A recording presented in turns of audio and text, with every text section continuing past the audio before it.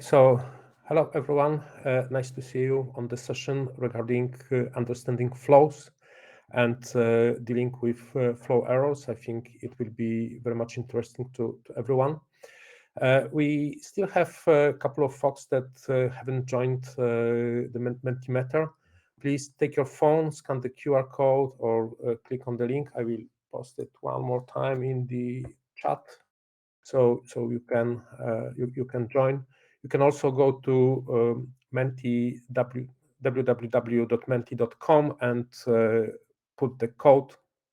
Once you are in, please press the heart button so that I know you are there. I will be asking questions, you will be responding, and don't worry, there is no way to see who voted for what, so you don't need to be afraid that you say something that you may not like others to see. So this is how we will be working during the session, and a couple of housekeeping notes. I will be presenting slides on the main screen. You will see the slides advancing on your device. And sometimes it will be a question to you. So the question can be of any type. It can be picking a selection, or giving a number, or moving the slider, or typing a few words in it.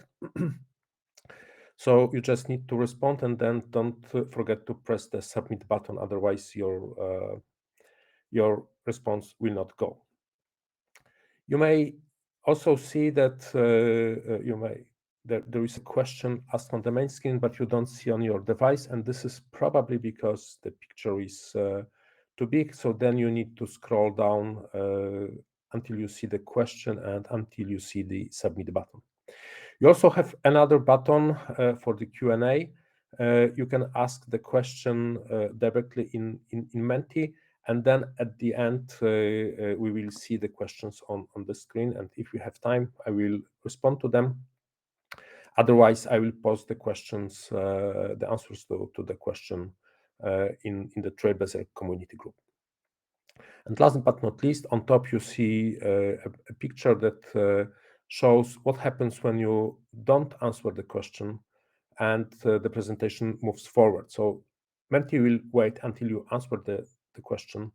So if you see something like on the very bottom of the phone, on the very top of the phone, you need to refresh the screen and press the button, go to the slide, and then you simply skip that question and follow the session, and you are ready for the next one.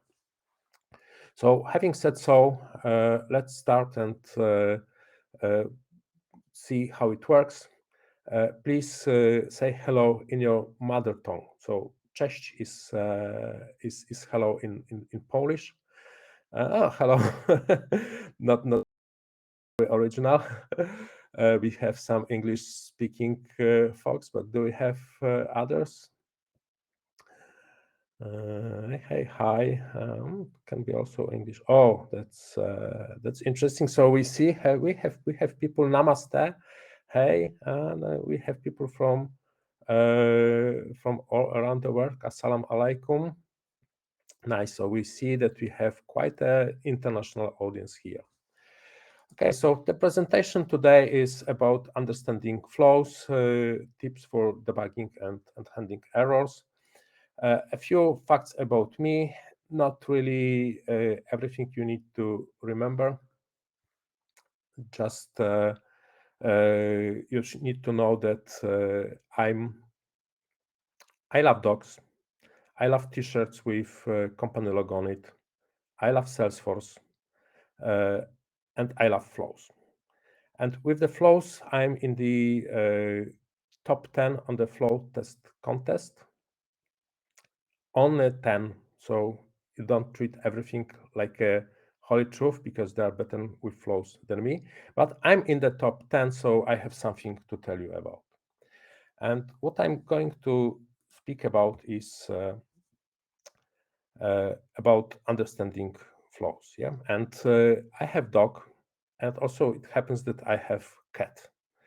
And it's not a surprise that the two speak completely different language. And when dog meets another dog, then it just runs to that other dog and waves his tail and want to sniff and want to socialize. With cats, it's completely different. When two cats meet, they stay in a distance. They don't approach. They stay. They are very calm. They try not to move and just pass by one to another. So when my dog meets the cat, he runs towards her because she's a kitten and waves his tail, which she basically thinks this is an attack to her. So she stays very aggressive, and there are conflicts. And basically, the conflicts are because they don't understand each other. I a little bit understand their language, so I can communicate because I'm human. And I also understand the language of the flow, for which I'm here to tell you about how you can better understand your flows. So, having said that, it's a first question to you. Let's just set the ground for the presentation. What is your flow experience? So, do you like flows, and what do you think about your flow knowledge? Yes, are you familiar with that or not? So just give a response. Yeah. So we see that on the screen that the audience is different. So we have some flow experts and people who really love the flows. We see people who don't know the flows and don't like to build the flows, which is quite understandable. But we also see that some of you like building the flows, but you are not feeling yourself an expert. So I think there will be something for everyone. And also, if you are flow expert, just share your expertise, because we will have questions, and then you can help others. So here we go, and we come to our first study. We will have a few examples when we will do flows, and there will be record triggered flows, there will be screen flows. And the first example is quite simple. We have a contact on the related to the case, and when we mark the checkbox triggered case 1, we want the contact title to be moved to the case. Yeah, so pretty simple. Let's see how it works. This is our case. So I'm checking I'm going to check the checkbox, and then I should see the sorry, it didn't go quite exactly I wanted to go. And this is how you do the live presentations. I've got an email. Let me see what we have here. Okay, hold on. So the first question to you is, who receives this flow error message? And just type and press and submit the answer. Who, in your opinion, should get the error message to his or her email when there is an error in the flow? So we see that an admin, yes. So far we have 2 responses. User running the flow, last user to modify the flow, original creator. So I see that you have a couple of different responses, and actually some of these are true, but there is not the whole truth, because there are basically 2 options. And if you go to the process automation settings, you can decide who will receive the email about the flow. And then it can be a user who last modified the processor flow. But this is not very helpful if we are in production and we are using continuous integration, because then the integration user will be the one that last modified the flow. So basically that would mean that on a production, if an error happens in a flow, nobody gets the error message, nobody gets the email. So there is another option, and you can select Apex exception email recipients, and then you specify users who will receive the email with errors. And also you can specify the addresses. So they can specify a specific email address. So that's quite useful if you have a team working on uh, on the implementation, because then it's not a single user who receives the email with the error message, but you see a team can work on it.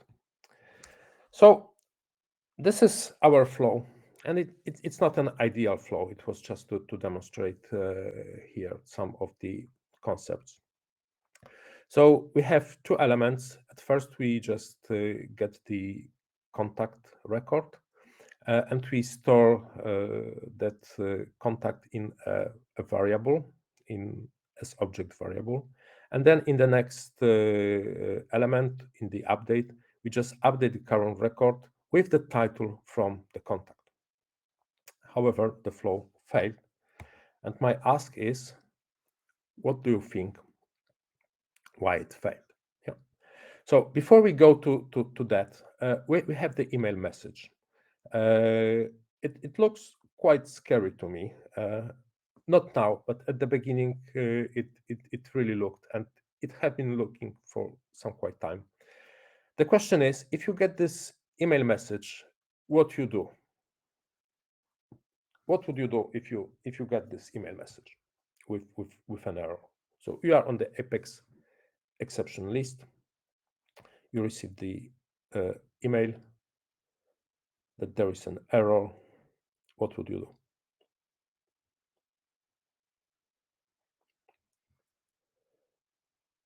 Okay, so I don't see any. Okay, we see first response. We have the few. Okay, so we see read it through and see where the error occurred. Check the reason. Flow debug. Read the email. Read the email. Well, okay, yes, you can read the email, but there is a shortcut. Yes, basically there are two shortcuts. So first of all, what I normally do, I scroll to the very bottom of the email, because this tells me what happened and why it happened. Because in the email you have a list of all the actions that have been taken during the flow, and that list can be sometimes very long, but you really don't need to read the whole email. You can just jump to the bottom, to the very last section, and read it. Yeah. So this is how the email looks like, and by reading that, can you guess why has it failed?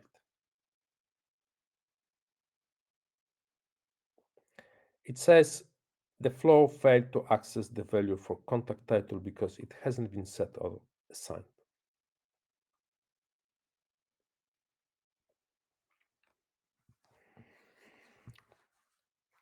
Okay, so let's see what happened. Basically, here, if we go to flows,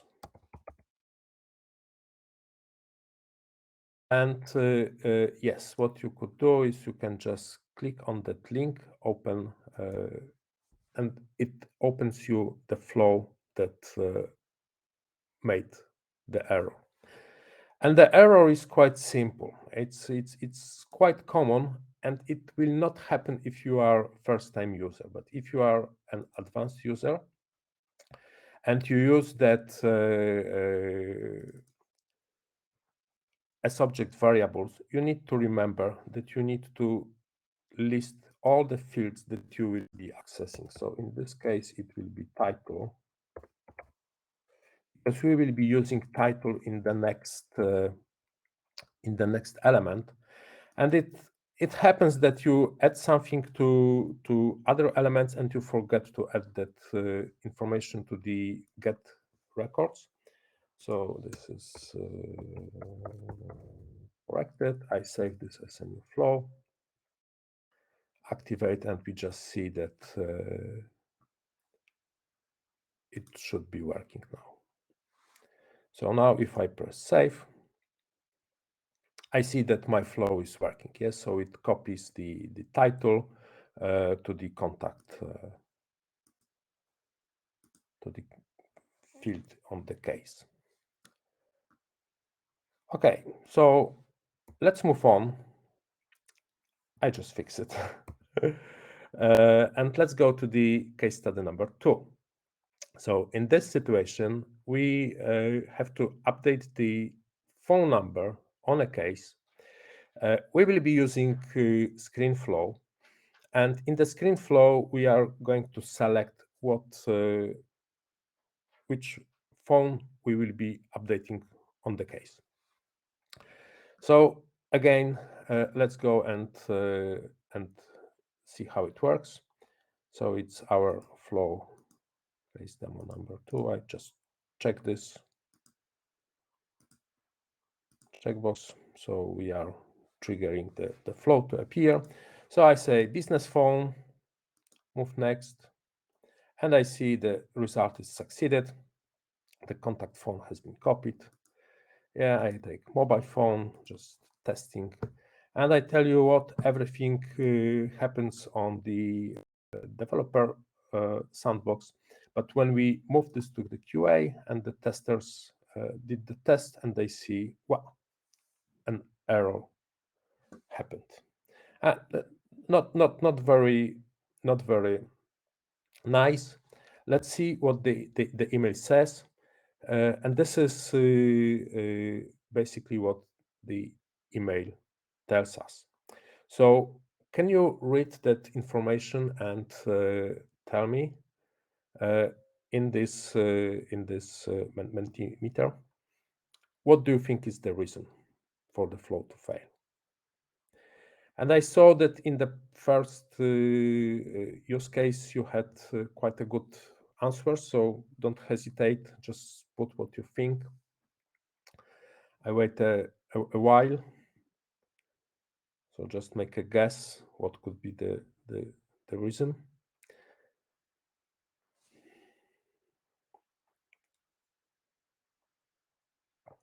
You say that the assistant phone is missing on the contact.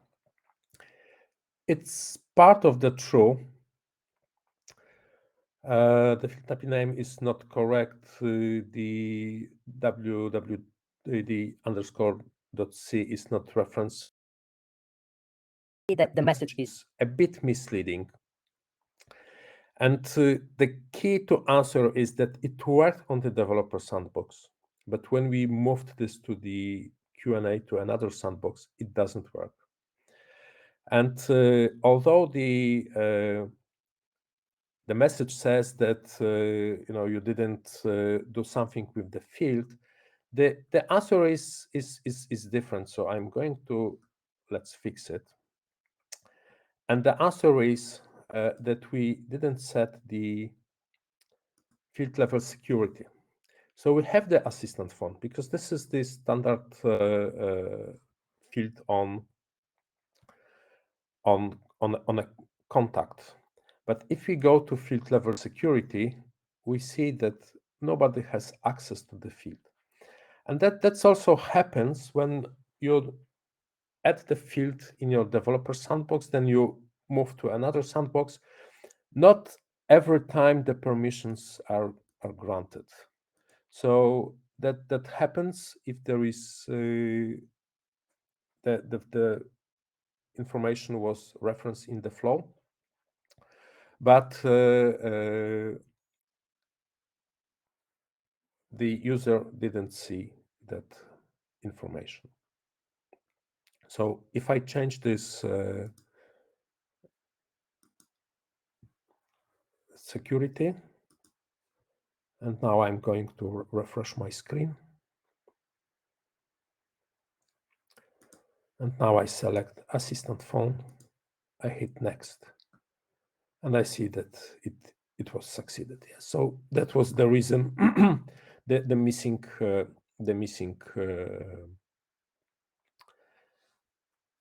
permissions to the field. Okay, on the next use case, we are going to update, we are going to do this in the opposite direction. So we will be taking an information from the case, and we will be updating a field on the contact record. So we are updating a related record. And we will be doing this from two ways. One, we will be using a record triggered flow, and secondly, we will be using a screen flow. So let's see how it works. And I'm going to use the trigger case number 3.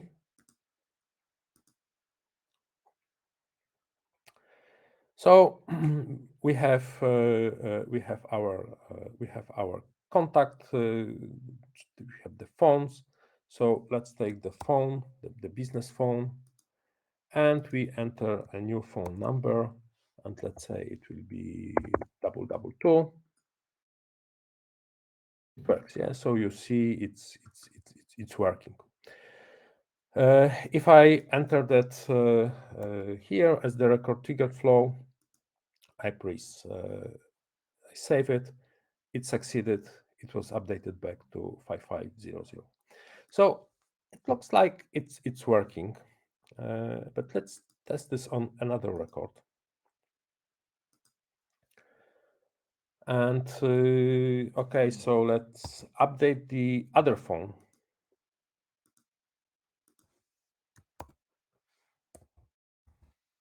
One, and I hit next, and whoops, and I get a message, the not very nice message that something wrong happened. If I do it from my case record using the record triggered flow, I see some information in here. Yeah, so at least I can make some guesses what happened. And the question is, what do you think? What could cause the last message to appear? And the answer is that there was a validation rule on a contact that prevented us from saving the record. So we can do everything, perfect in our flow. But if we have validation rule and we are updating a related record, and that record cannot be updated, then we just hit the error, and our flow fails. And that used to happen quite often with process builder.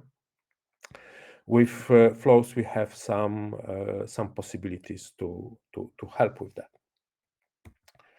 So the question is, what can we do to avoid such errors?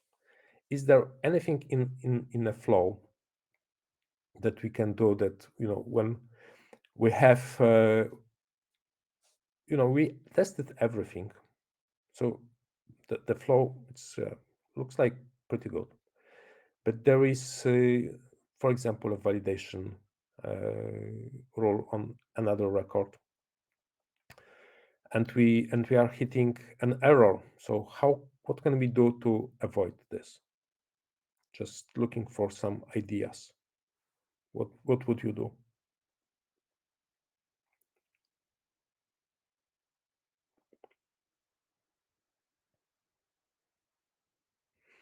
Okay, I'm that kid here. I'm waiting for your responses, for your ideas. What you do in your life to to cope with errors in flows?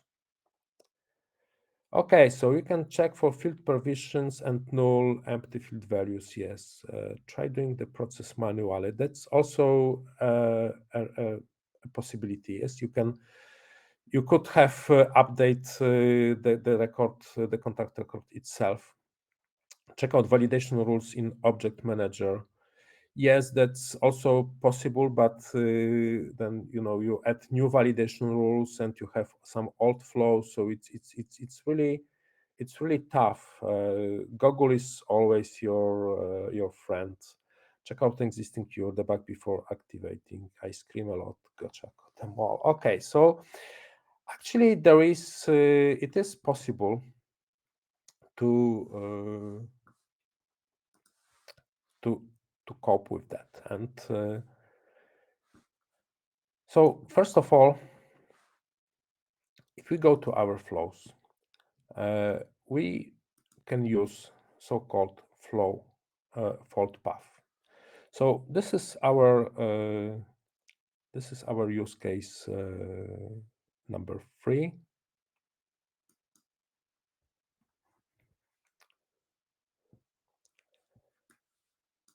And these are our update elements. So what we need to do is we need another screen where we say and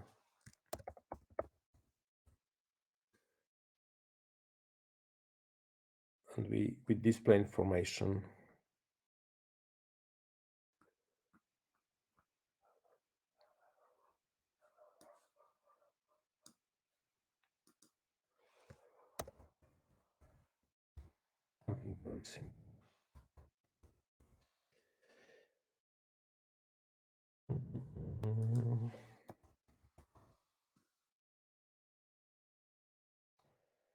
Because we need to drag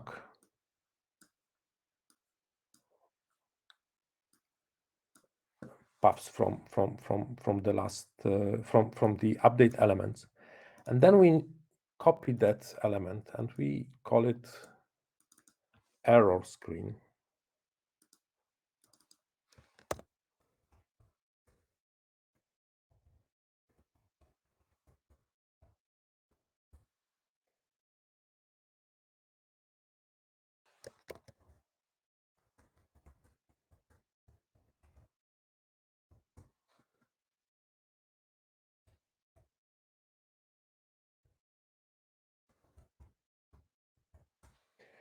There is a global variable called, if we go to flow,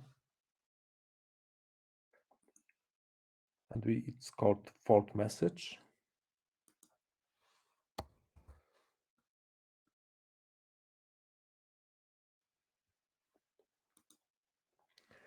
That holds the actual message. So we can take something like this, save this as a new version. But what we do now, if we have already made a connection from the update element, and if we drag again, then we see the fault path. And this is another path that happens when there is an error, and we can redirect our flow to another element. So I'm just saving this, activating, and let's see it in action.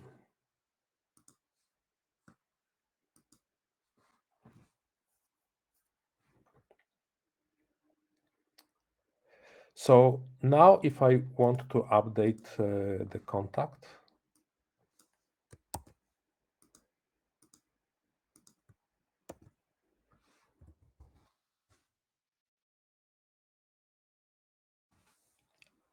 I see a screen that I used. Yeah. So and we can make this this message customizable. So at least our user is not scared, and we also have the possibility to pass that information to an admin or somehow analyze this.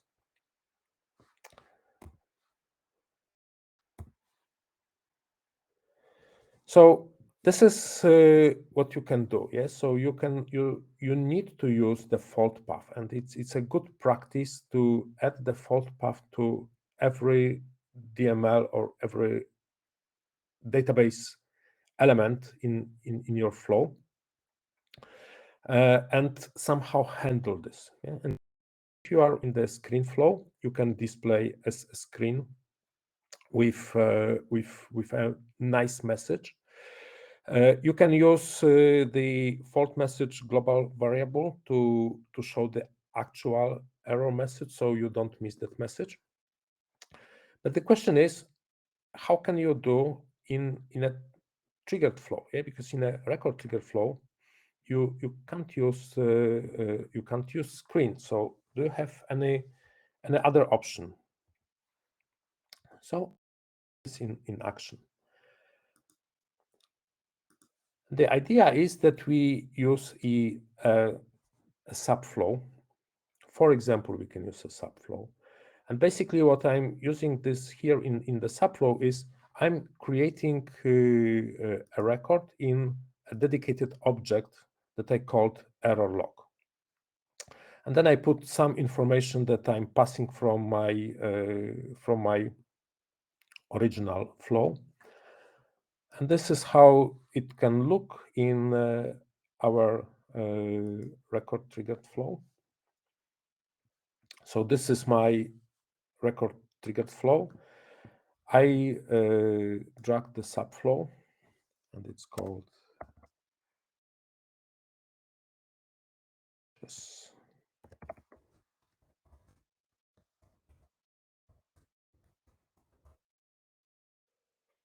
And I'm including some of the information from my flow. And basically, I'm using the global variable flow. I have current record. So this is an ID of my current record. I'm passing the flow message. So this is actually the message that would be normally displayed to the user. Event date, same, I can use flow current date and time. Event type, I call it error. And running user, so we know who was the running user. Let's call it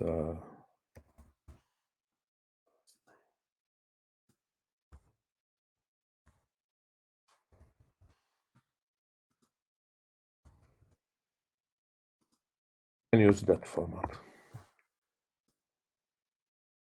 And of course, I need to drag my fault path. And also, I do one more thing before doing that. I copy this element and I inform in my flow that the results was failed. Drag this to my subflow, save as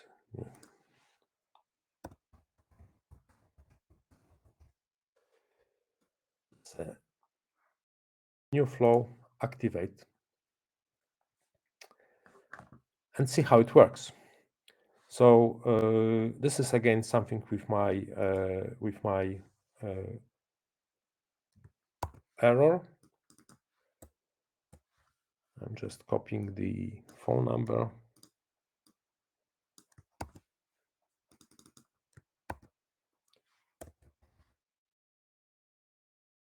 Save it. And I see that the results is failed. Yeah, so I put the information on my record. If I use the record trigger flow, I somehow captured the information that the operation didn't succeed. And then if I look to my error logs, and this is an object to which an admin can have an access. This is our last record, it comes from today, and for example, we can see the error message, we can see who was the running user, and we could have the link to the record. So with that, can you tell me what have you learned from today? Is there anything you learned?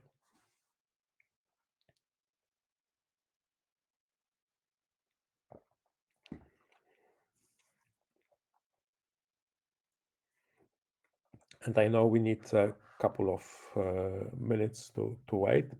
Adding the screen for error message.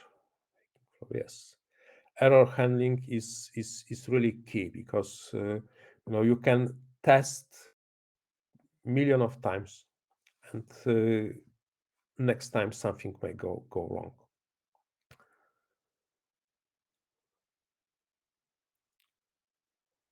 Yeah, just the experience will come. Yes.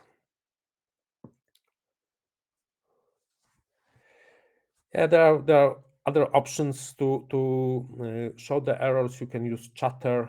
You can use the activity to display, but somehow you need to pass that information that something went wrong in the recording flow. Okay, so where to go next? I didn't cover everything, and there will be a wonderful session later today about another type of errors that can appear when you have mixed DML. So please watch this session and have another ideas of how to avoid errors. You can also join the Trailblazer community groups, and if you have some questions related to the flow errors and you tag me on it, chances are that I will respond to it. And I'm also looking forward to seeing some other examples of a flow errors that can be handled with. And coming to questions, I don't see any question here. So thank you for your time, and see you on my next session tomorrow, and see you on other sessions today.